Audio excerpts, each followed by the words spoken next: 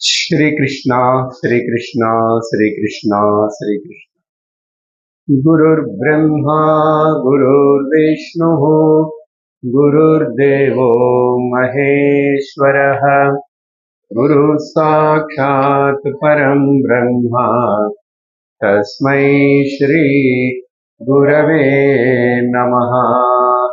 तस्मै श्री गुरवे नमः।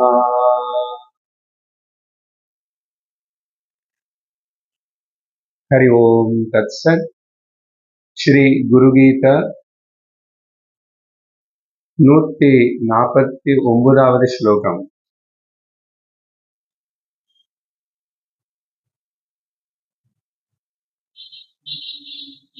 ईश्वर उवाच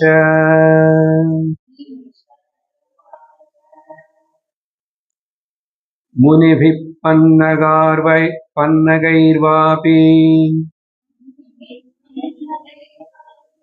सुरैर्वा शापितो यदि कालमृत्युभयाद्वापि गुरुं संत्रास्ति पार्वती गुरु संत्राति पार्वती।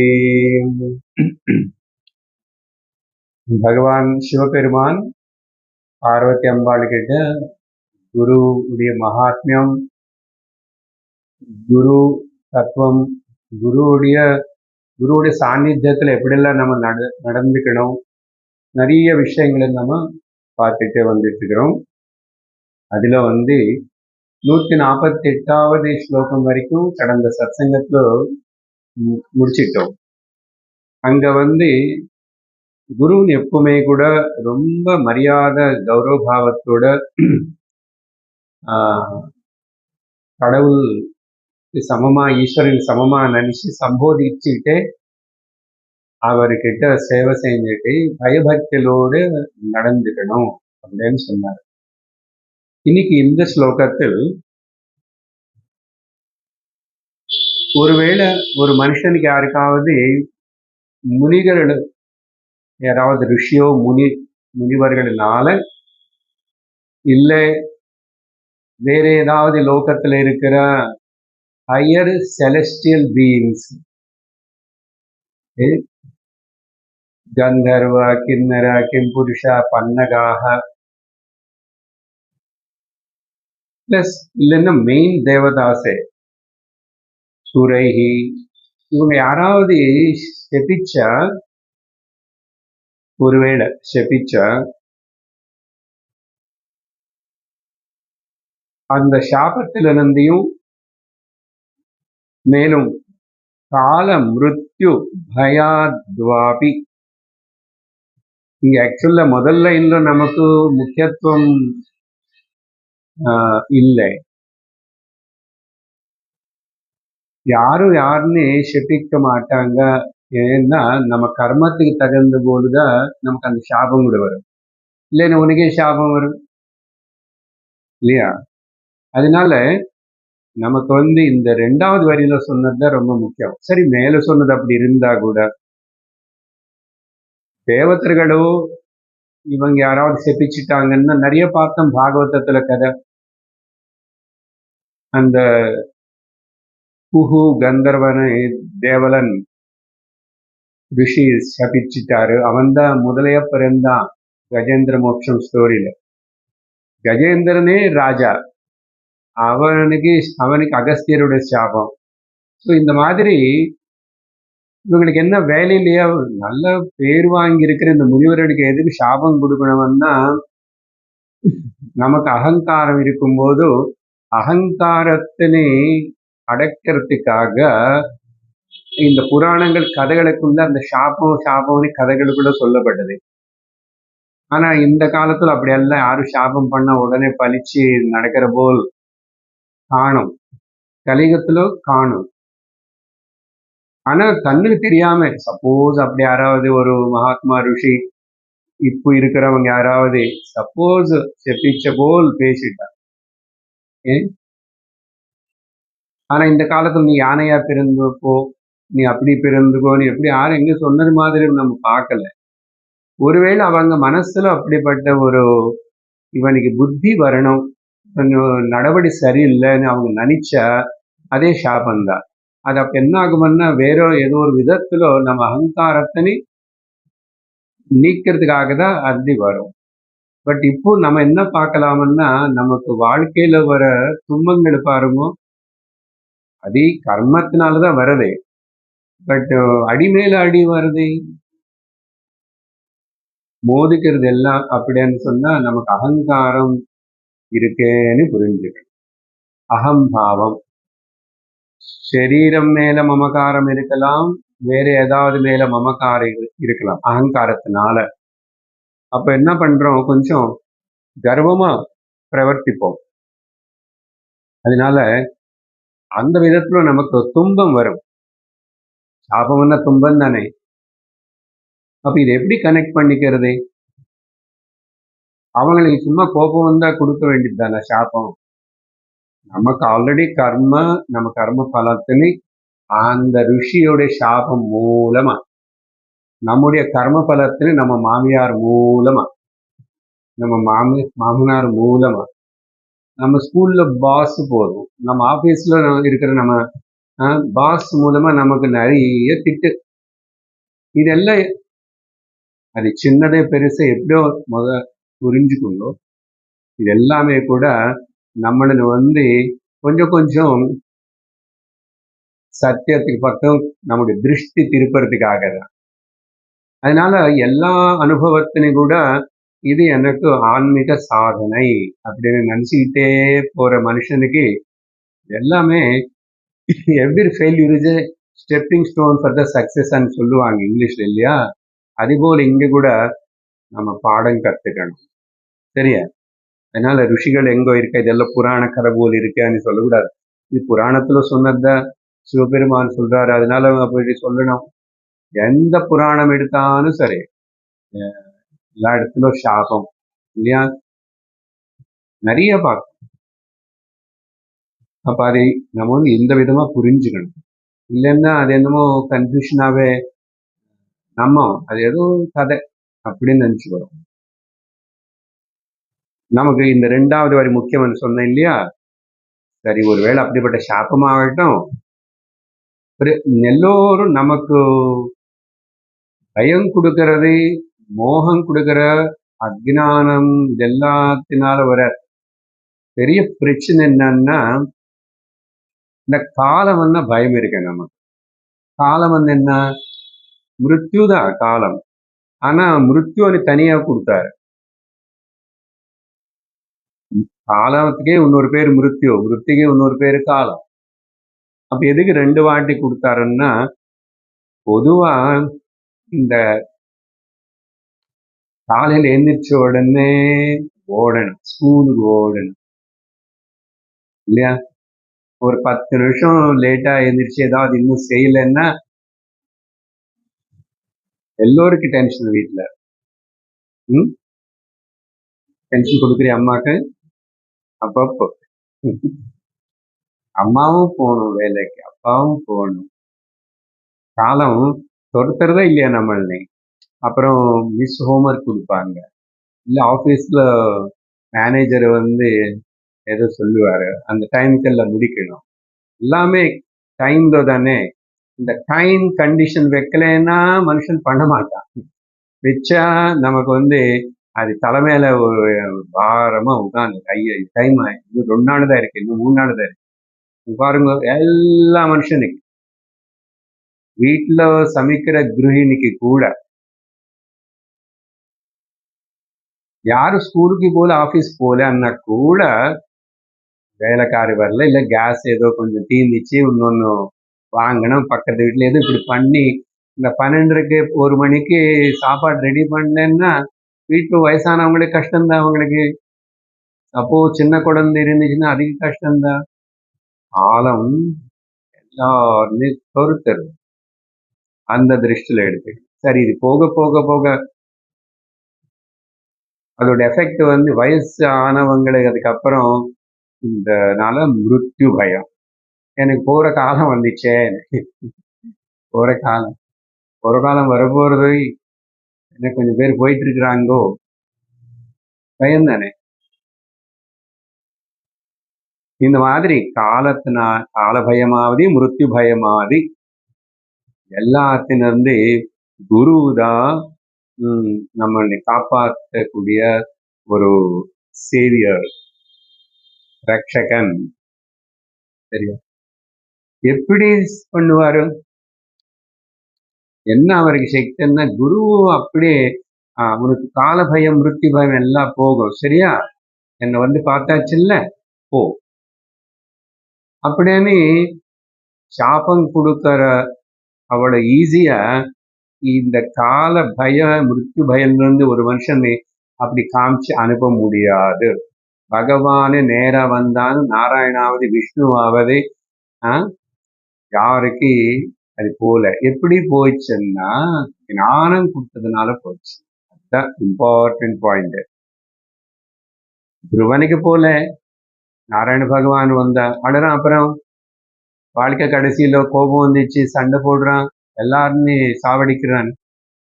அப்ப அங்க திரும்பி நாரதர் வர வேண்டியதாயிடுச்சு, மனு சக்கரவர்த்தி வர வேண்டியதாயிடுச்சு, உபதேசம் எல்லாம் ஆயிடுச்சு.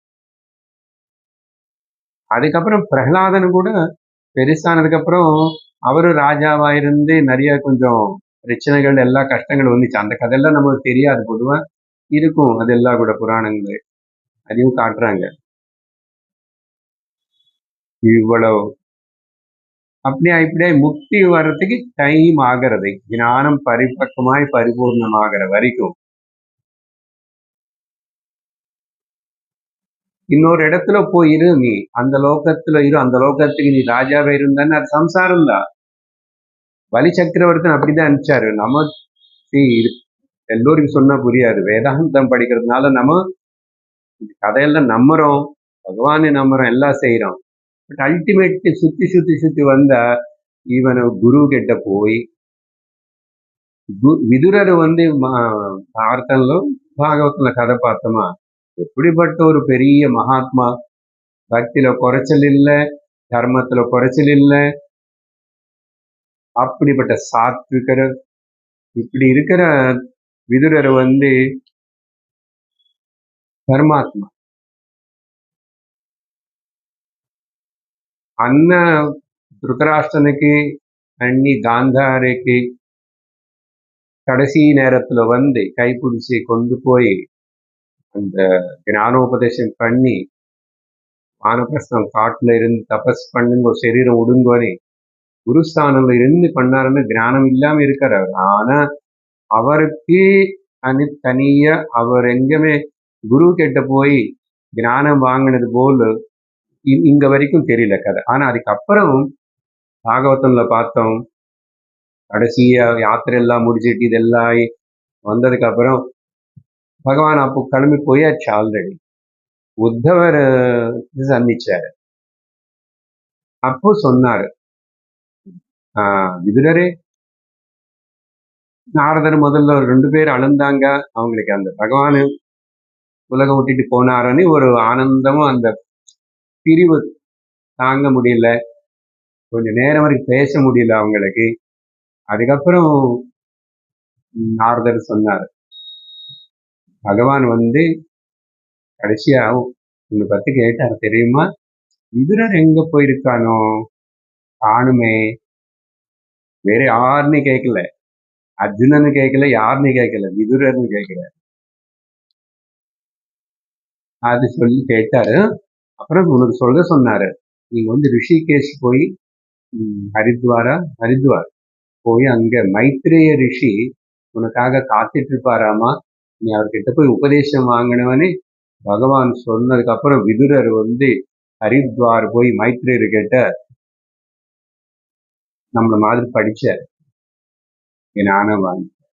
அவர் என்ன சொல்லுவோம் புராணத்துல, அவர் யம தர்மராஜனுடைய அவதாரம்.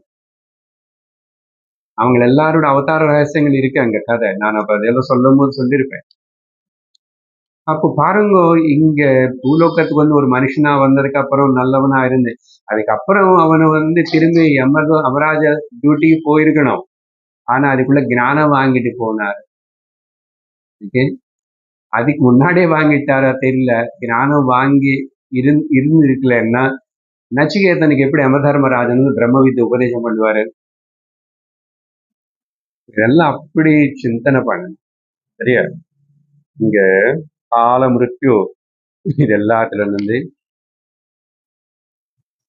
நல்ல ஞானத்துக்கு தான் முயற்சி பண்ணணும். அதுதான் முக்கியம். வேற இன்னொரு மருந்து கிடையாது, இன்னொரு வழி கிடையாது, எதுவுமே இல்லை. ஏதோ ஒரு ஜென்மத்துல நீ திரும்பி அங்க வந்துதான் ஆகணும். அதுக்கு அடுத்தது 150வது ஸ்லோகம். அசக்தாஹி சுராத்யாஸ்ச யசக்தா முனயஸ்ததா குருஷாபோபபன்னஸ்ய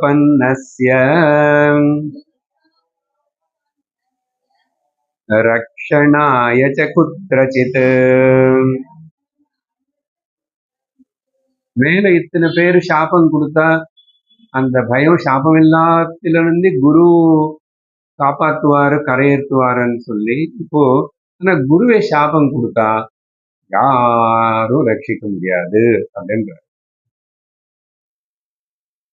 அதே தேவதைகளாவது முனையர்களாவது அசக்தாக, அவங்களுக்கு சக்தி சாமர்த்தியம் கிடையாது. எதுல எந்த சக்தி இல்ல? குருஷாபோபன்னஸ்ய ரக்ஷணாய. ஒரு குரு சாபம் வாங்கிட்ட ஒரு மனுஷனை யாரும் காப்பாற்ற முடியாது. ஓகே, அதனால குரு சாபம் கொடுத்தாச்சுன்னா அவ்வளவுதான். அப்படின்னு யாருமே எதுவுமே குத்ரஜித் எந்த விதத்துல எந்த வழிகளும் கிடையாது. இது என்ன பார்க்கணும்? எப்படி மேல ருஷிகளும் முனிவர்கள் சொல்லும் போது நம்ம இப்படி எல்லாம் சொல்லி நான் விவரிச்சேன் அவங்களுக்கு.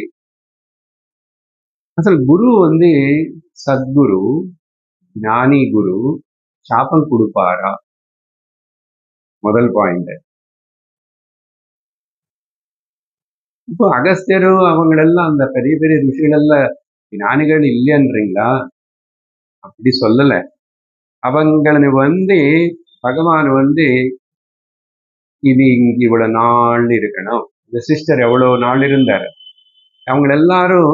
அதனால ஒரு யுகத்துல அந்த ரிஷிகள் கதை இல்ல தேவலோகத்துல தேவர்ஷிகள் கதை கேட்கும் போதும் நமக்கு நிறைய வித்தியாசம் இருக்கு. அவங்களை நீ வேணுமனே பகவான் நிறைய ஆயுஷு கொடுத்துட்டு இருக்க வச்சுட்டு, இங்க நான் நடத்துற இந்த லோகத்துல இந்த டிராமா பல இதெல்லாம் செய்ய வேண்டியிருக்கு. நீங்க அப்பப்போ அங்கங்க அதெல்லாம் சில பேருக்கு வரம் கொடுங்க, சில பேருக்கு சாபம் கொடுங்க, இப்படி அப்படியாவது திரும்புவான். இப்ப இங்க என்னென்ன கருத்து?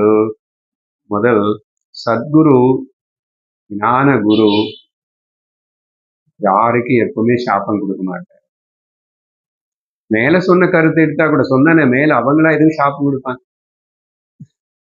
இப்ப இத்தனை பேர் நம்ம லோகத்துல இப்போ தெரிஞ்சவங்கன்னு பார்ப்போம். ஒரு ராமகிருஷ்ண பரமஹம்சரோ, விவேகானந்தரோ, இவங்களெல்லாம் ஞானிகள். அதான் சொன்னானே முதல்ல கலியுகத்துல அப்படிப்பட்ட செபிக்கிறப்போ அப்படி போய் இந்த கதெல்லாம் கிடையாது இங்க.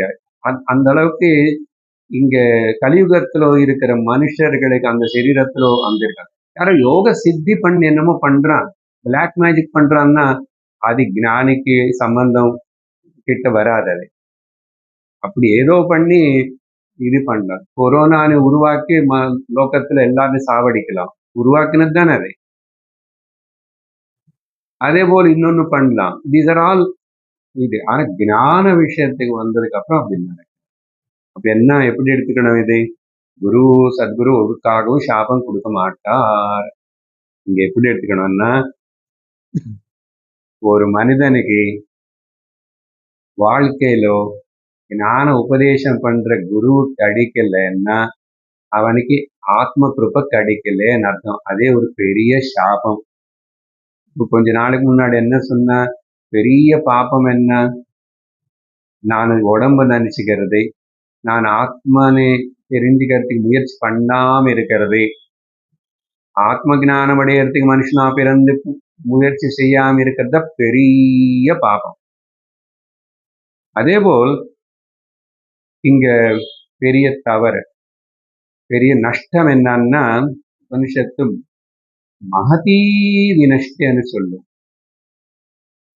முண்டக்க உபனிஷத்துல இப்ப பிருஹதாரண்யகத்துல அப்படிப்பட்ட ஒரு ஸ்லோகம் வரப்போறது. பெரிய நஷ்டம். அப்போ ஆத்ம கிருப்பன்னா நான் உத்தரிச்சுக்கணும், அதுக்கு நான் முயற்சி பண்ணணும் அப்படின்னு நிர்ணயம் செய்யாம ஒரு மனிதனும் பார்த்துட்டியும் பார்க்காத போல் யாரு நடந்துக்கிறானோ அது அவனுக்கு சாபம். ஆத்ம கிருப்பை இல்லாம இருக்கிறத சாபம். புரியுது? இல்ல குரு கடிச்சு கூட எப்படி கேட்கணும், எப்படி உபயோகப்படுத்திக்கணும் அதையும் தெரியாம இருந்தா அது இவனுக்கு அது குருனால ஏற்பட்ட சாபம்னு சொல்லக்கூடாது. குரு ஒன்றும் பண்ணல, பாப்பா பண்ண மாட்டாரு. அப்போ அடிப்படையா இருக்கிற அர்த்தம் என்னன்னா, இது மேலோட்டமா பார்த்த ஜனங்களுக்கு கதை போல், புராண கதை போல் சொல்லலாம்.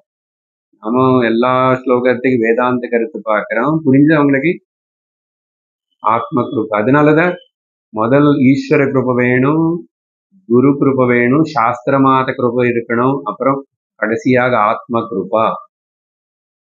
ஐ ஷுட் பிளஸ் மை செல்ஃப். அதனாலதான் நான் பிளஸ், தன்யோகம் தன்யோகம் தன்யோகம் திரிதன்யோகம். ஐ ஆம் பிளஸ், ஐ ஆம் பிளஸ், ஐ ஆம் பிளஸ். அதனாலதான் ஞானி என்ன சொல்லுவான், அதுக்கப்புறம் ஞானம் அடைஞ்சதுக்கு அப்புறம் அஹோ சாஸ்திரம், அஹோ சாஸ்திரம், ஆஹா என்ன ஆச்சரியம், சாஸ்திரம் சாஸ்திரம். அப்படி ஆனந்தத்தோட ஆச்சரியம். அஹோ குரு, அஹோ குரு. அதை சொல்லி அப்புறம் அஹோ மையம், அஹோ மையம், அஹோ அகம். அதர்வைஸ் அஹோ அகம். வாட் ஏ வண்டர்ஃபுல் ஐ. நான் அப்போ இது எல்லாம் சொன்னதுக்கு அப்புறம் தான் தன்யோகம் தன்யோகம் தன்யோகம். கர்த்தவியம் கிருதம் பிராப்தவியம் பிராப்தம். பண்ண வேண்டியது பண்ணிருக்கேன், அடைய வேண்டியது அடைஞ்சிட்டேன். அடுத்த ஸ்லோகம் 151. மந்திரராஜமிதம் தேவி குருரித்யக்ஷரத்வயம் ஸ்மிருதிவேத புராணானாம்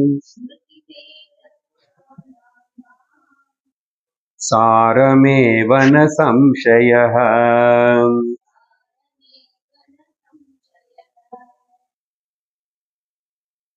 இந்த குரு அனே அந்த பதம் வார்த்தை இருக்கு பாத்தீங்களா, இந்த 2 அக்ஷரங்களோட கூடி இருக்கிற இந்த குரு అనేది ஒரு மந்திரம் என்றாரு. குரு அதே மந்திரமா, சாதாரண மந்திரம் இல்ல, மந்திர ராஜம். ஸ்ரீ சக்கரத்துக்கு யந்திர ராஜம்,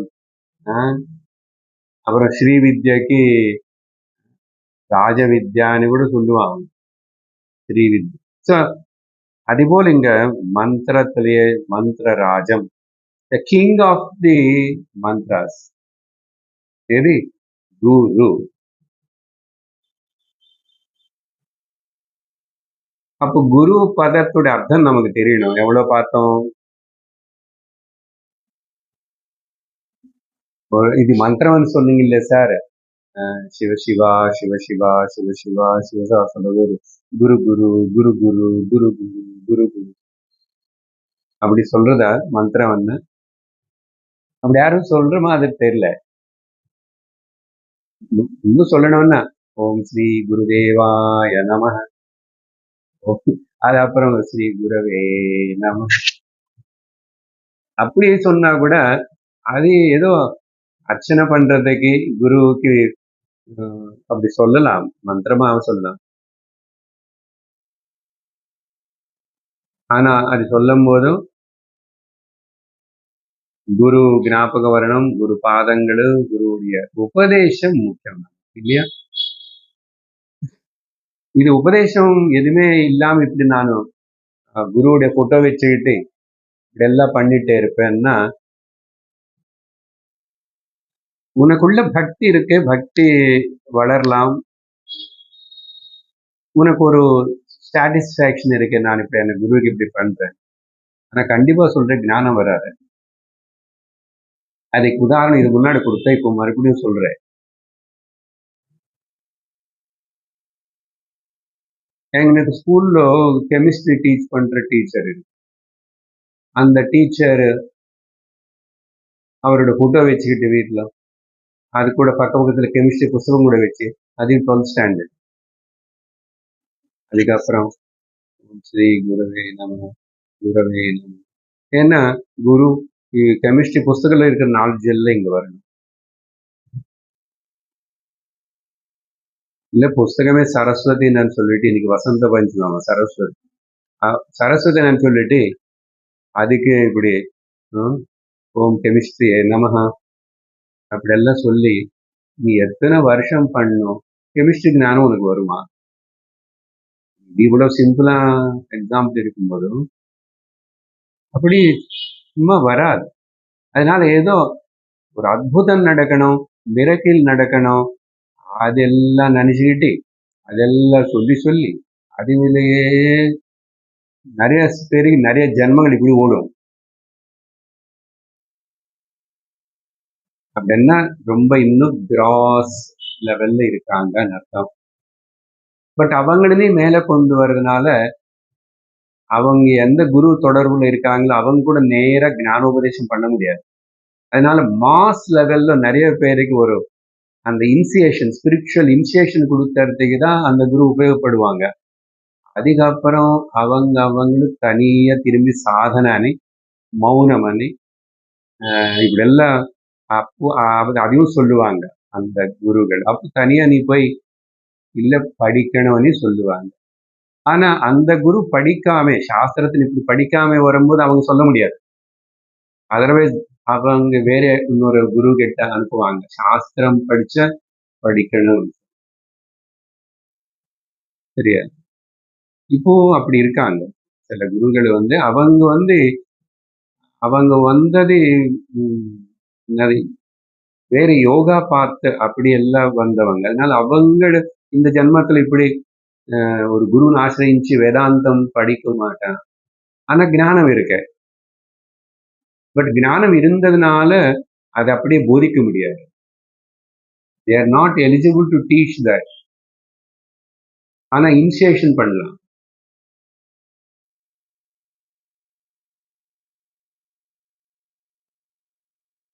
இல்ல வேற யாருக்கிட்டாவது போய் படிக்க.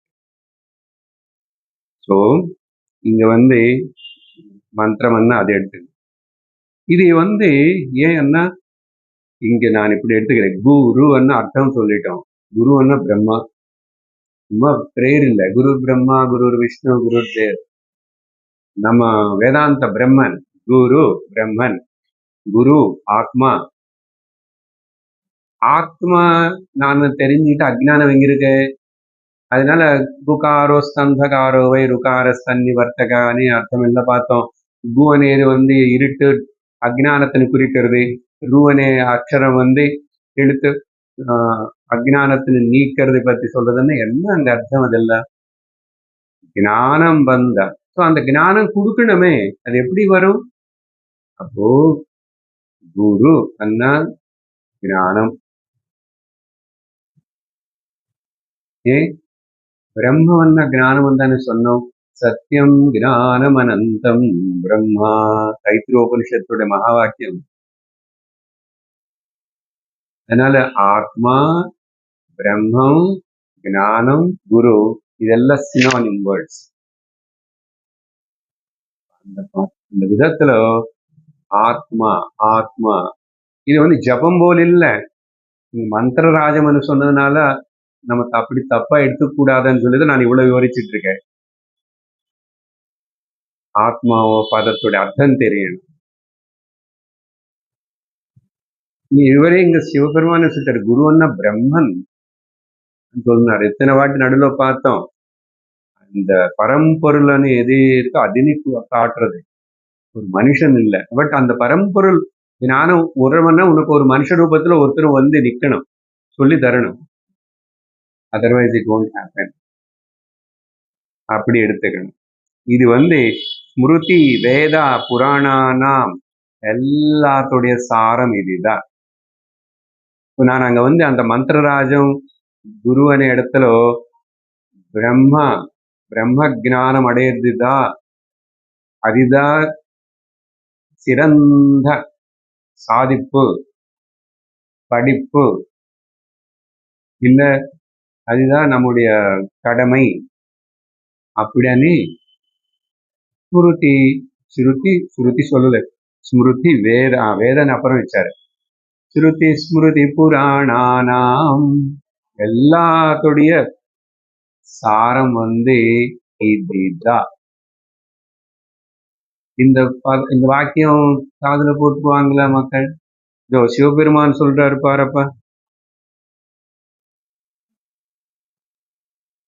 அதான் இது கேட்க மாட்டோம், ஏதோ பண்ணிட்டு இருப்போம். அதனால எல்லாத்துடைய சாரம் இதுதான். இதுல ஒரு சம்சயம் கிடையாது. கேட்க மாட்டாங்க சும்மா அப்படின்னு சொல்லிட்டு இப்படி எல்லாம் சொல்லி கொடுத்தா. சிவபுராணம் சொல்றாரு ஒருத்தர், நார்த் இந்தியால சிவபுராணம் ரொம்ப ஃபேமஸ்.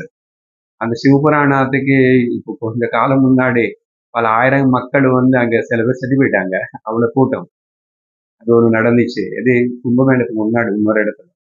சிவபுராணம் தான், அவர் ரொம்ப ஃபேமஸ் கதாக்காரர். நிறைய அவங்க எஸ்டிமேட் பண்ணதுக்கு மேல நிறைய வந்து ஏதோ ஆகி நிறைய பேர் இறந்துட்டாங்க, 100 பேருக்கு மேல இறந்துட்டாங்க.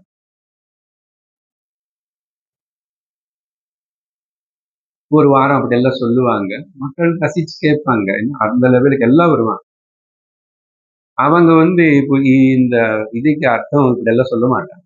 சிவபுராணம் சொன்னாலும் சரி, சிவபுராணம்ல இப்படிப்பட்ட ஏதாவது இந்த கருத்துக்கள் வந்தான் ஏன்னா மாஸ்ல அப்படி கூட்டம் மக்களுக்கு யாருக்கு புரியும்? நமக்கு இவ்வளவு விவரிச்சு ஒரு ஸ்லோகம் இப்படி சொல்லி கொடுத்துட்டு இந்த வருஷம்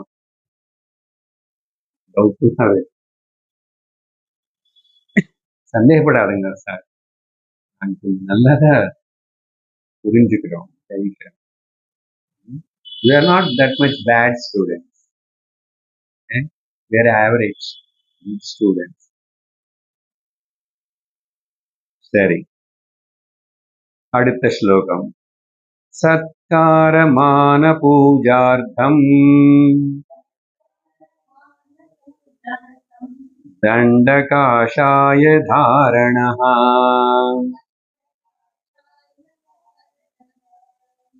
சந்நியாசி ந வக்தவ்யः சந்நியாசி ஞான தத்பரः.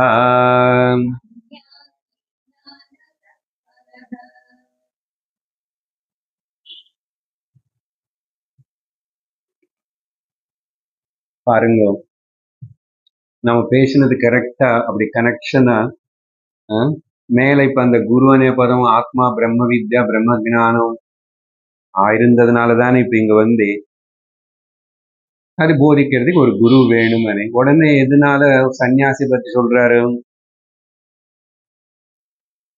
ஒரு குருஸ்தானம்ல இருக்கணும், சொல்லி தரணும்னு நினைச்சு இல்லைன்னா இந்த பிரம்ம வித்தனை அடையறதுக்காக நிறைய சமயம் ஒதுக்கி வைக்கிறதுக்காக நானும் சந்நியாசம் வாங்குறேன். சின்ன வயசுலயோ நடி வயசுலயோ யாரோ கொஞ்சம் பேர் தாதி. ஸோ ஒருவேளை பார்வதி இந்த லோகத்துல சந்நியாசம் காஷாய வஸ்திரம் எல்லாம் போட்டுக்கிட்டு தண்டதாரணம் எல்லாம் பண்ணி அவங்க ட்ரெடிஷனல் எதேதோ பண்ணி இதெல்லாம் அப்படி செஞ்சா யாரோ எதுக்காக செஞ்சா இவன் சந்நியாசம்? ஞானம் அடைஞ்சாவது சந்நியாசம் எடுத்துக்கணும், சந்நியாசம் அடையிறதுக்காவது ஞானம் எடுத்துக்கணும். ஞானம் ஞானம் அடையறதுக்காக சந்நியாசம் எடுக்கணும். சந்நியாசம் எடுத்ததுக்கு அப்புறம் ஞானம் அடையறதுக்கு முயற்சி பண்ணணும். ஆனா நிறைய பேர் அப்படி பண்றது இல்லை. கும்பமேளையில காஷாயம் எல்லாரும் போட்டுக்கலாம். ஒருவேளை நீங்க போறதுன்னா நீங்க போட்டுக்கலாம். யாரும் ஒண்ணும் சொல்ல மாட்டாங்க. இல்ல ஏதாவது இப்போ ஐயப்பா அது இதுன்னு அந்த ரெட் ட்ரெஸ் அதெல்லாம் மாற்றி போட்டுக்கிறாங்க இல்லையா? டெம்பரரியா போட்டுக்கலாம். அது அட்லீஸ்ட் ஏதோ ஒண்ணு உனக்கு வாழ்க்கையில ஆன்மீகம் வந்து இது ஒண்ணு இருக்கு. ஆத்தியாத்மம் அப்படின்னு தோணும். இங்க என்ன சொல்றாருன்னா, சத்காரமான பூஜார்த்தம் ஒருத்தன் வந்து நான் சுவாமியார் ஆயிட்டார், இன்னும் கொஞ்சம் உளுந்து நமஸ்காரம் பண்ணுவாங்க. நார்மலா இருந்த சொல்லி நமஸ்காரம் பண்ணிச்சுக்க வேண்டியதாயிடுச்சு. நமஸ்காரம் பண்ணி இல்லையா? பொதுவா சந்நியாசம் சொன்ன உடனே நமஸ்காரம் அவர் பெரிய வேண்டாம் ஒண்ணு பார்த்து நமஸ்காரம் பண்ணணும் வரும். சுவாமியா நல்லா இருக்கு. அப்புறம் கொஞ்சம் நல்லா தட்சிணா ஏதோ கொடுப்பாங்க, சாப்பாடு கொடுப்பாங்க, துணி கொடுப்பாங்க, ஏதாவது கொடுப்பாங்க. இப்படியே அதிகாரம் சொல்லி கொஞ்சம் அப்புறம் பேரு வரலாம். எங்க போனா இதை இப்படின்னு சொல்லிட்டு சத்காரம் பண்ணுவாங்க. பெரிய டைட்டில் எல்லாம் கொடுக்க வேண்டாம், சில இடத்துல கொடுப்பாங்க இல்லையா?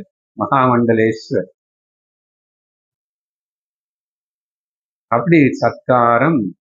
அப்புறம் அபிமானம் எனக்கு ரொம்ப கௌரவம் வருது அப்படின்னு சொல்லிட்டு பூஜிப்பாங்க. சன்னியாசிகள் இருந்து பூஜிப்பாங்க, பாத பூஜை எல்லாம் பண்ணுவாங்க. அப்படின்னு யாராவது இது பண்ணிட்ட காஷாயம் போட்டு தண்டம் வச்சுக்கிட்டு அப்படி எல்லாம் மொட்டை அடிச்சு எல்லாம் பண்ணா அவன் சன்னியாசனே சொல்லக்கூடாது, சொல்ல முடியாது. ந சந்நியாசி ந வக்தவியா சந்நியாசி. முதல்ல அவன் சன்னியாசி இல்லை, அவன் சன்னியாசன் சொல்லக்கூடாது, சொல்ல முடியாது. அப்போ யாரு சந்நியாசன்னா ஞான தத்பரக ஏவ சந்நியாசி. ஞானம் வச்சிருக்காருன்னா அவரு.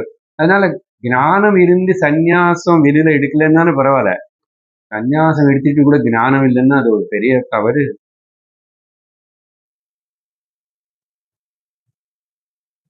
அதனால ஞானம் சந்நியாச லட்சணம் வந்தார் சங்கரர். சந்நியாசம்னா ஞானியா இருக்கணும். சரி ஆகல, ஆகிறதுக்குன்னு அப்ப அது தகுந்த போல் இரு.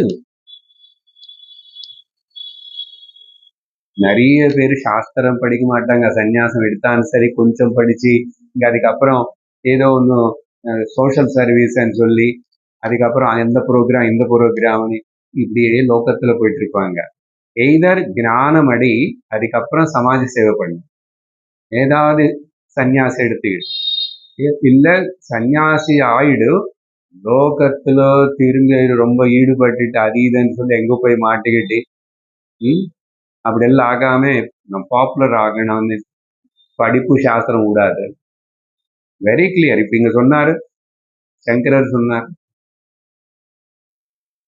தேகோன்யாச ஏவ சந்நியாச ந காஷாய வாசசா. வேற இடத்துல சொல்லுவாரு, தேகம் நான் இல்லேன்னு அது சன்னிசிக்கிறதா நிஜமான சந்நியாசம். அதுக்கு வெளியில இருந்துக்கோ உள்ள மனசுல பண்ணணும் பாருங்க.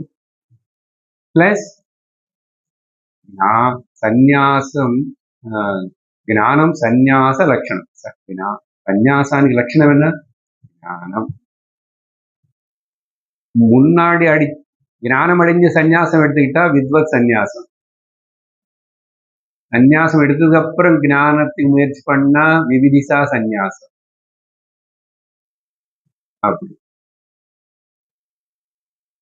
ரொம்ப இம்பார்ட்டன்ட். ஸோ குரு இந்த சந்நியாசினி மனம் அதுக்கு ஒரு மதிப்பு இருக்கு நம்ம நாட்டுல. எல்லாருமே தியாகம் இருக்கணும் அங்க இல்லையா?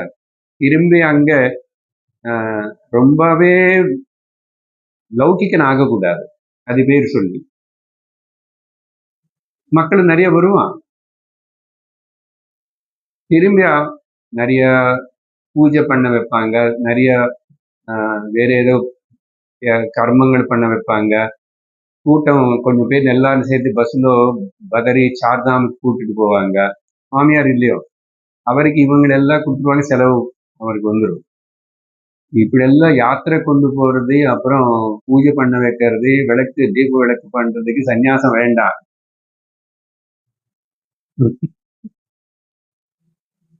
ஏன்னா இப்படி ஞானம் అని உட்கார்ந்துட்டா மக்கள் வரமாட்டாங்க சார்.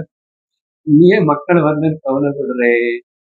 நீ ஒழுங்கா ஒரு இடத்துல இருந்து ஸ்திரமா நீ உனக்காக சொல்லிக்கிறான்னு நீ சொல்லு, பண்ணு, நீ படிச்சுக்கோ. அது வந்து அவங்களுக்கு சொல்லித்த. இல்ல நீ ஞானம் அடைஞ்சிருந்த சாஸ்திரம் எல்லாம் நல்லா படிச்சு குரு கிட்ட, அதுக்கப்புறம் கூட கூட கொஞ்சம் அது பண்ணாலும் இது பண்ணணும். இது பண்ணலன்னா நீ வந்து சாஸ்திர மாத்திரத்துக்கு செய்யற பெரிய துரோகம் ஆயிடும்.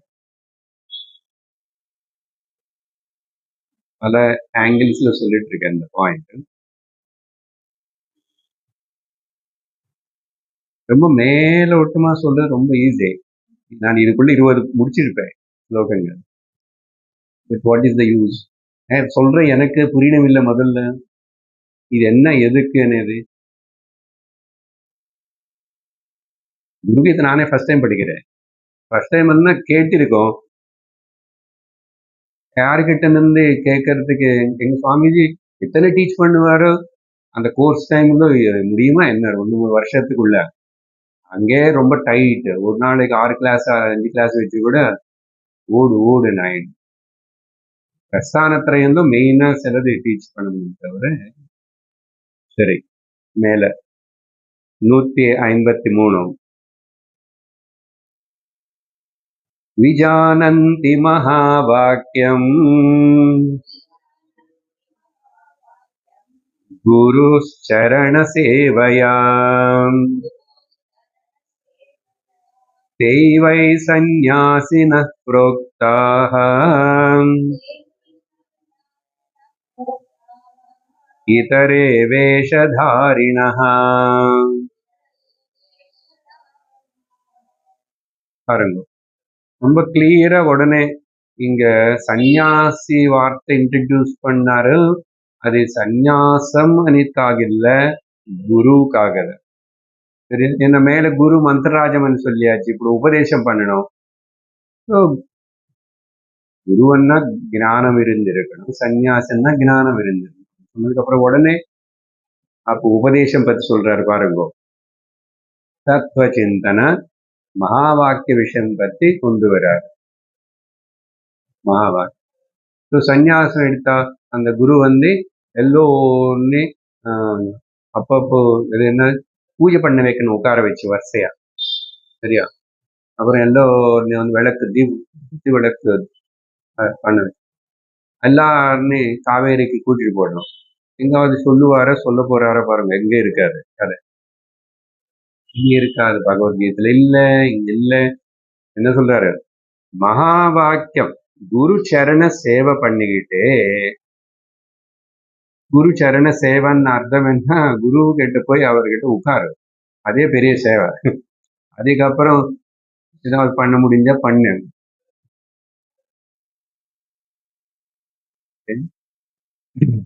சேவை பண்ண உன்னோட அகங்காரம் போகும். அவரை சந்தோஷம் சொல்லி தருவாரு, நீ உட்காருவே. கொஞ்சம் அட்டாச்மெண்ட் வரும் குரு கூட. உட்கார். அப்போ குரு சரண சேவை பண்ணிக்கிட்டு யார் ஒருத்தனை வந்து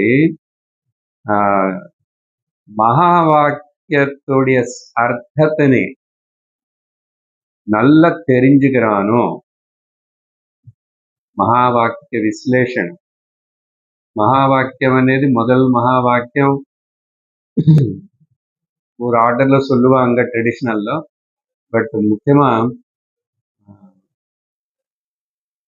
பிரஜானம் பிரம்மானே சொல்லப்படும். இப்ப அதெல்லாம் விவரிக்கல நானு.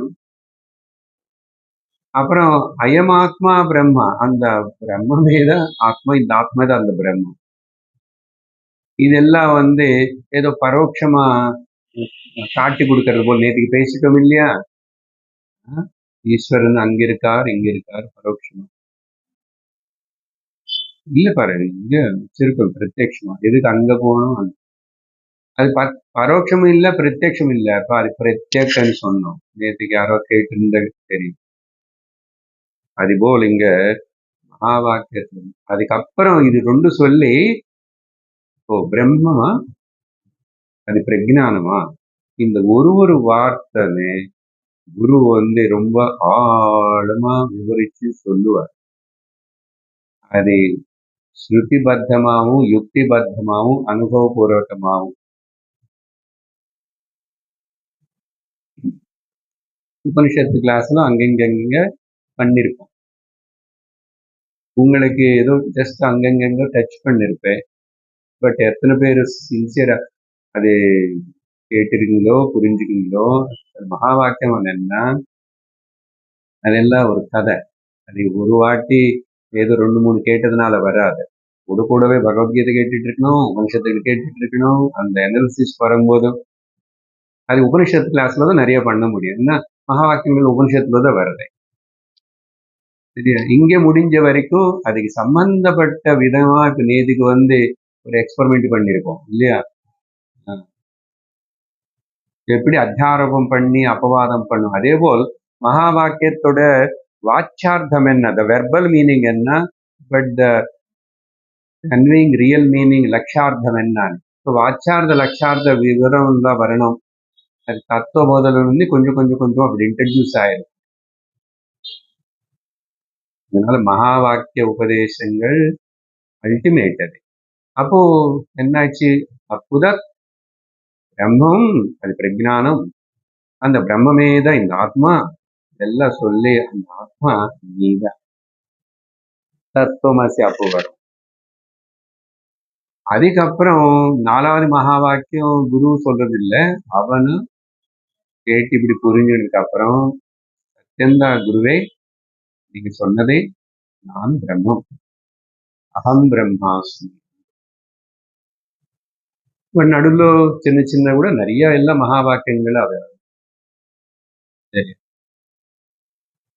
தைத்திரிய உபனிஷத்துல சத்தியம் ஞானம் அனந்தம் இதெல்லாம் மகா வாக்கியம். ஸோ இப்படி குரு கிட்ட போய் உட்கார்ந்து சிரத்தையோட நிறைய நாள் உபதேசத்தில் கேட்டு மகா வாக்கியத்தோடைய விவரணம் தெரிஞ்சுக்கிட்டு யாரு இருப்பானோ அவனுதான் அசல் நிஜமான சன்னியாசி. அவங்களதான் சன்னியாசிகள்னு கூப்பிடணும்.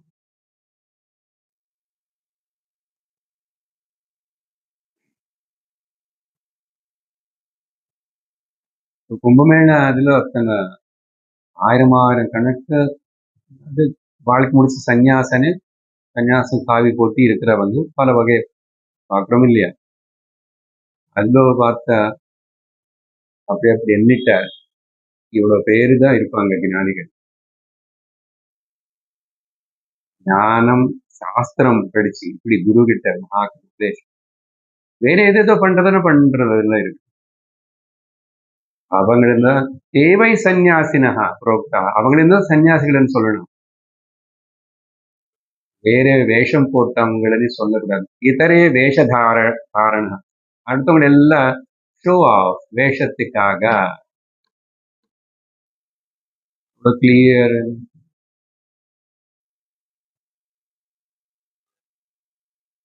நம்ம சம்பிரதாயத்துல அந்த காஷாயம் சன்னியாசி மதிப்பு இருக்கிறதுனால அவங்க எப்படியோ என்னமோ நமக்கு தெரியாது. நமஸ்காரம் நமக்கு என்ன போயிடுச்சு, இப்போ ஒரு வாட்டி எக்ஸ்ட்ரா நமஸ்காரம் பண்ணதுனால எனக்கு தான் நல்ல எக்ஸசைஸ், தொப்பை குறையும், இடுப்பு நல்ல வலி, வினயம் வரும். அது விஷயம். இப்போ மகா வாக்கியம் என்ன అనేది ஒரு விதத்துல விவரிக்கிறாரு. ஓகே, மகா வாக்கியத்துல என்னதான் சொல்ல போறது? நித்யம் பிரம்ம நிராகாரம் நிர்குணம் சத்யசித்கணம்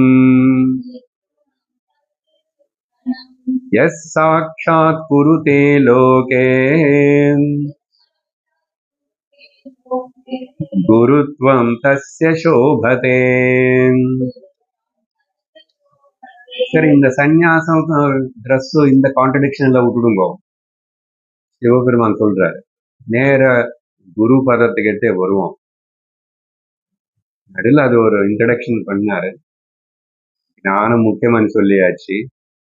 இப்போ அதனால இந்த விதமா யாரு அவனு படிச்சு அவனு குரு கிட்ட நின்று அந்த தத்துவத்தின நல்ல விதமா உணர்ந்து அவனுக்கிட்ட வரவங்களுக்கு கூட கேட்டவங்களுக்கு கூட இந்த விதமா சொல்லி புரிய வச்சா அந்த மகா வாக்கியத்துடைய சாரம் சித்தாந்தம் முக்கியத்தனே அவனுதான் அது டைரக்ட் எக்ஸ்பீரியன்ஸ் அவனுக்கு இருக்கணும். அவனுக்கு டைரக்டான அவனுக்கு சுவானுபவமா இருக்கு. அடுத்தவங்களுக்கு கூட சொல்லி அந்த மாதிரி புரிய வைக்கிறது, அவங்களை அப்படி பண்ண வைக்கிறது குரு கையில கிடையாது. ஏன்னா அங்க so many other factors are there. குதிரைன்னு அங்க ஜலம் அங்க வரைக்கும் குளத்தை வரைக்கும் கொண்டு போறோம், அவ்வளவுதான் நம்ம செய்ய முடியும். தவிர அதுக்கப்புறம் ஜலம் குடிக்கிறது அதோட இது, அதுக்கு மேல என்ன பண்ண முடியும்?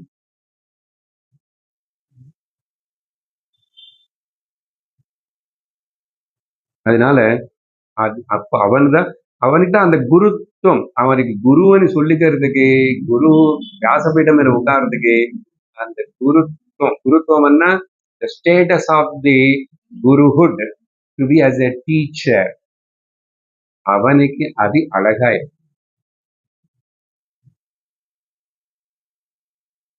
அது அவருக்கு அழகாய் சோபத்தை 4-5 வார்த்தைகளும் விஷயம் சத்தியம் எது நித்தியமும் இருக்கின்றனதோ, முதல்ல இப்படி எடுத்துக்கிறோம். ஓகே, இப்படி எடுத்தாலும் சரி, பிரம்மம் எது பிரம்மமா இருக்கின்றதுன்னா எது சர்வத்திர வியாபிச்சிருக்கின்றதோ, சர்வத்திர வியாபிச்சிருக்கு சார் இப்போ. ஆனா இன்னைக்கு இருக்கு, நாளைக்கு இல்லை, அப்படி இல்லை. நித்தியம் இருக்கின்றனதோ, சர்வத்தை வியாபிச்சு இருக்கின்றது, நித்தியம் இருக்கின்றது. அதுக்கு ஏதாவது ஆகாரம் ஒரு இது இப்படி இருக்குமா அப்படின்னு, இது கிரீன் இது கிரீன் இப்படி இருக்குமா பிரம்மம்? அப்படி இருக்குமா? அப்படி ஒரு ஆகாரம் வச்சு சொல்ல முடியாம இருக்கிற நிராகாரமா இருக்கின்றதோ,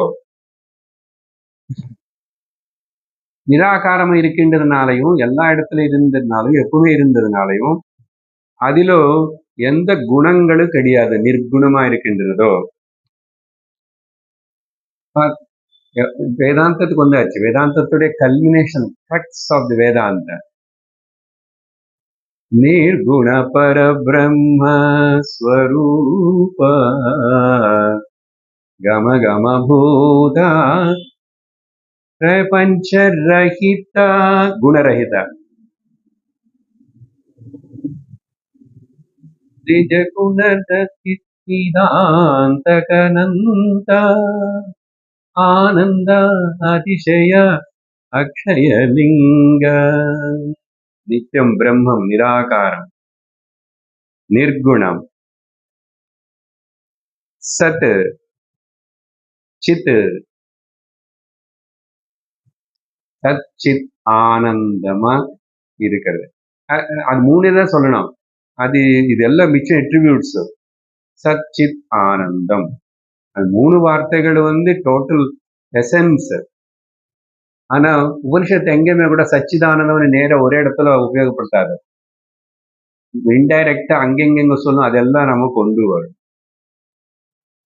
உபனிஷத் சாஸ்திரம் படிக்கும் போது பிரம்மம் சச்சிதானந்தம் எந்த உபனிஷத்தும் ஸ்ட்ரெயிட் ஸ்டேட்மெண்ட் இல்லை. சரி, சச்சித் கனம்,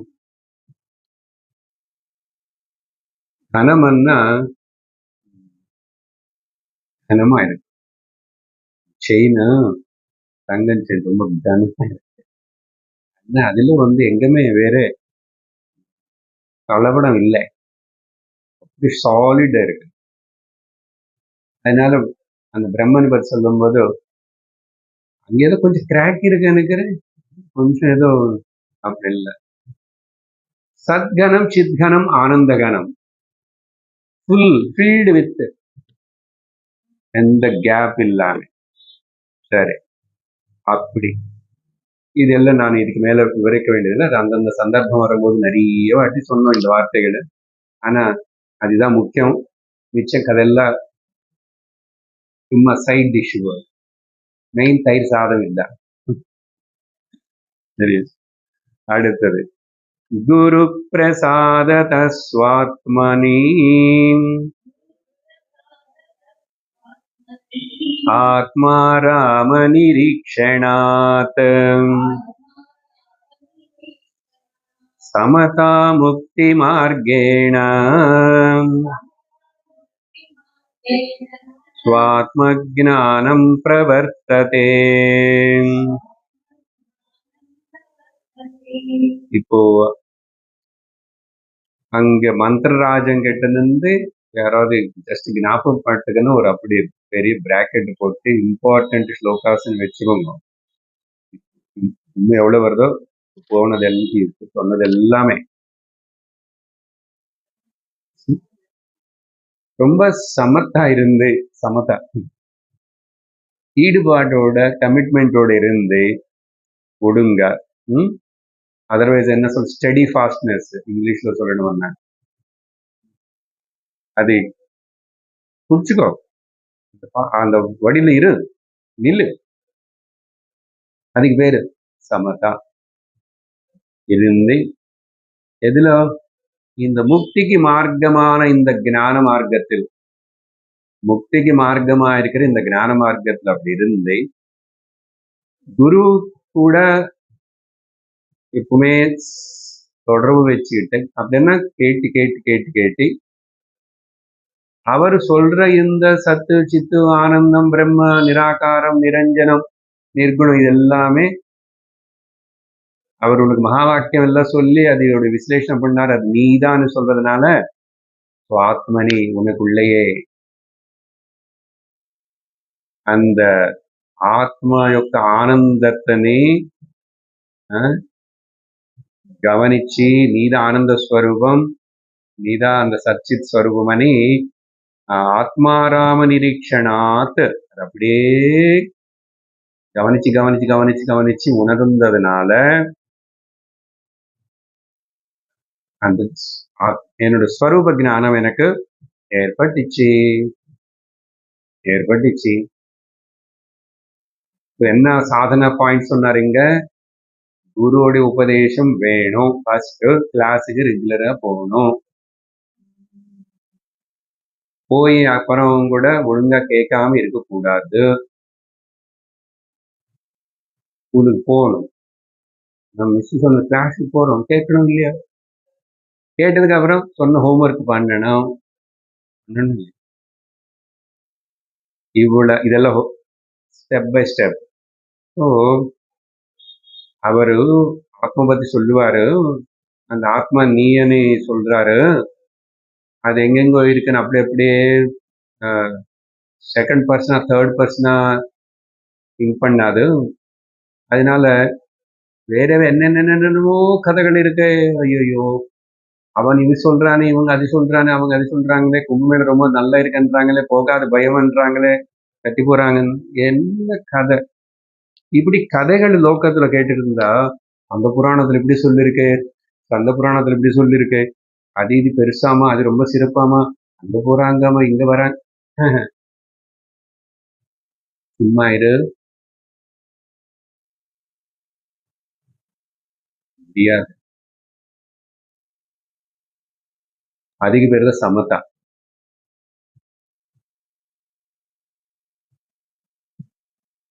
பத்து வருஷம் மேல அப்படி கேட்டவங்க கூட அந்த சிஷ்யன் மாற மாட்டான். அவன் மாறிட்ட ரொம்ப ஆச்சரியம். கிருஷ்ணன் சொல்றாரு, ரொம்ப ஆச்சரியம். பிரதாரண்யங்களுக்கு சொல்ல போறாரு.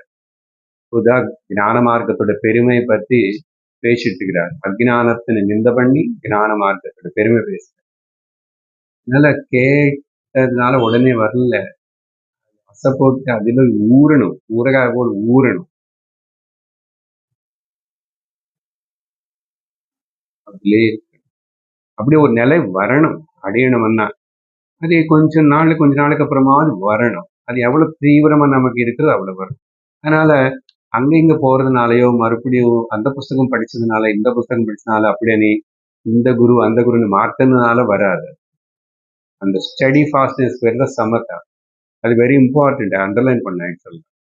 அது நிறைய பேருக்கு நாங்க எவ்வளவு சொன்னா கூட ஏத்துக்க மாட்டாங்க. அவர் அப்படிதான் சொல்லுவார். நான் எதுக்கு அப்படி சொல்லணும், எனக்கு என்ன வேலை? நான் சாஸ்திரம் முன்னாடி வச்சு அங்க இருக்குதான் சொல்றேன். பட் எனக்கு நீ இது அப்படியே இது சத்தியம், எனக்கு இப்போதுக்கு முடியலன்னா கூட, எனக்கு இன்னும் அந்த தகுதி வரலன்னா கூட, அதுக்காக நான் பிரார்த்திக்கிறேன், அப்படி சரி ஈடுபடுறேன்னு ஒரு ஸ்ட்ராங் கமிட்மெண்ட் அது வரணும். வந்துச்சுன்னா ஆச்சரியவத் பஷ்யதி கஷ்டிதேனம் ஆச்சரியவத் வததி கதைவ சான்யஹ. Wonderful wonderful. யாருக்காவது இது புரிஞ்சிச்சுன்னா அஹோ, அதனாலதான் கிருஷ்ணர் மனுஷானாம் சஹசிரேஷோ, ஆயிரம் யாரோ ஒருத்தனு, பகுநாம் ஜன்மனாம் அந்தே, எத்தனோ ஜென்மங்களுக்கு அப்புறம். இதோடைய முக்கியத்துவம் இந்த சத்சங்கம், இந்த பேச்சு, இந்த ஞான யஜ்ஞத்துக்கு இவ்வளவு சொன்னதுக்கு அப்புறம் கூட நமக்கு எந்த அளவுக்கு அது மேல அவ்வளவு தீவிரமான பக்தி, தீவிரமான ஸ்ரத்த வந்துச்சா, அவங்கள வீட்டுக்கு போய் ரகசியமா கேட்டுக்கணும், யாருக்கும் சொல்லக்கூடாது. அதனாலதான் நான் திரும்பி சொல்லணும். கிருஷ்ணர் சொன்னாரு, புரதாரண்யகம் சொல்லியிருக்கு, இது சொல்லியிருக்கேன்னு சொல்லி. அர்ஜுனா, எத்தனையோ ஜன்மங்களுக்கு அப்புறம்தான் ஒரு மனுஷனுக்கு அசல் காதலே விடும், இது இருக்கேனேதே தெரியும். அப்படி வரமாட்டான், வந்தானும் கேட்க மாட்டான். ஒருவேளை கேட்ட தப்பு தவறு புரிஞ்சுக்க மாட்டான். புரிஞ்சுக்கிட்டா இப்படி நீ பண்ணிட்டே இரு. அதனால மனுஷான சஹசிரேஷு, கோட்டானு கோட்டிக்குள்ள அங்கதான் நச்சிகேத்தனும் அந்த ஒருத்தன் நான் இருப்பேன்னா. யம தர்மராஜன் கூட இப்படிதான் சொன்னாரு. தேவதைகளுக்கே புரியாதப்ப இது. This is not a subject even for the gods. அப்போ உனக்கு எப்படி குட்டி பையன் புரியும் அப்படின்னு யம தர்மராஜனுடைய பாவம். இல்ல புரியும். ஏன் புரியாது? அப்போ எனக்கு அப்படியா, தேவதைகளுக்கு கூட இந்த சப்ஜெக்ட் இல்லையா, அவனுக்கு கஷ்டமா, கிடைக்காதா? அப்போ எனக்கு சொல்லித்தாங்க, அந்த வேணும் எனக்கு. அதுதான் அந்த குழந்தைக்கு இருக்கிற மெரிட், சிரத்தா. நம்ம அப்படி இருக்கணும். இதுதான் அந்த கதை, அந்த நச்சிகேதனுடைய உபனிஷத். வேற என்னதான் பண்ண போறோம்? ஸோ நம்ம தான் முடிவு பண்ணணும். அப்படி சொல்லி முக்தி அடையறதுக்கு இப்படி சாதனா விஷயம். ஸோ விஷயம் வெளியில இல்லை, உனக்குள்ளதான். அது தெளிவா கேட்டு தெரிஞ்சுக்கோ. அப்புறம் உனக்கு அந்த சுவாத்ம ஞானம் வந்துடும்.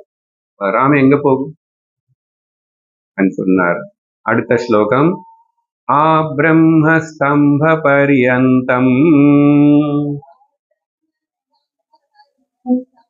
பரமாத்மஸ்வரூபகம் ஸ்தாவரம் ஜங்கமம் சைவ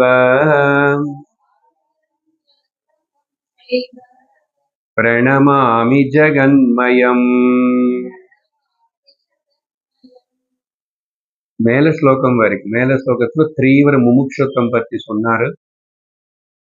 அப்புறம் கொஞ்சம் ஒரு படி கீழே இறங்கி மறுபடியும் நேற்றுக்கு நம்ம பேசின போல் அந்த விஸ்வரூப விஷயம், உலகத்தின் இப்படியெல்லாம் பார்த்து என்ன விதமா భావిక్కడం అనేதுக்கு பகுரூப விஸ்வரூப பாவனா ஞானம் பக்தி அப்படி சொல்லும் போது மேல பிரம்ம தேவன் இருந்து ஆரம்பிச்சு இங்க ஒரு சின்ன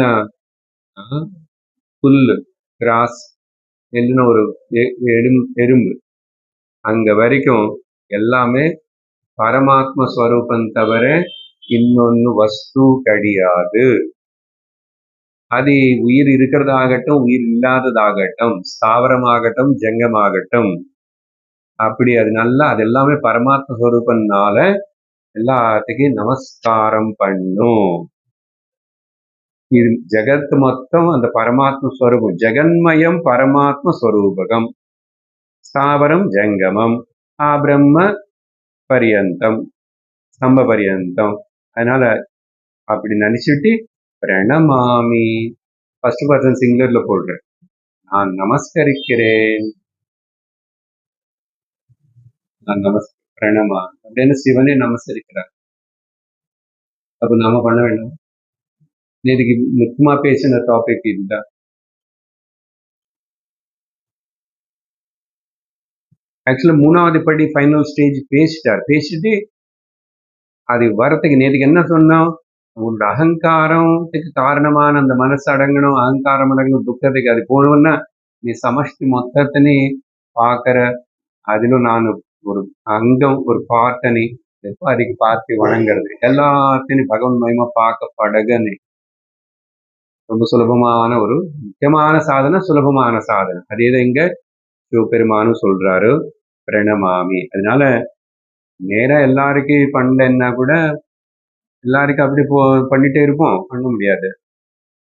அவன் சின்னவன் ஆகட்டும் பெரியவன் ஆகட்டும் ஜந்து ஆகட்டும் எல்லாத்தையும் அவனிலும் பரமாத்ம ஸ்வரூபம் பரமாத்ம மாமியார் பரமாத்ம ஸ்வரூபம் எல்லாரும்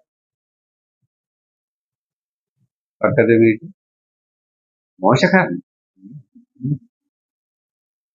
பரமாத்ம ஸ்வரூபம் உனக்கு வச்சிருக்காரு அப்படி ஒரு பக்கத்துல. எல்லாமே நம்முடைய நல்லதுக்காக அதுல இருந்து நம்ம பாலிஷ் ஆகி ரிஃபைன் ஆகி சிசில் ஆகி வரணும். சரி, இன்னைக்கு இதோட நிறுத்திக்கிறோம். 156 ஆயிடுச்சு. ஓம் பூர்ணமதః பூர்ணமிதம் பூர்ணாத் பூர்ணமுதச்யதே பூர்ணஸ்ய பூர்ணமாதாய பூர்ணமேவாவசிஷ்யதே. ஓம் சாந்தி சாந்தி சாந்தி. ஹரி ஓம் ஸ்ரீ குருப்யோ நமः. ஹரி ஓம். ஹரி ஓம். தத்சத்.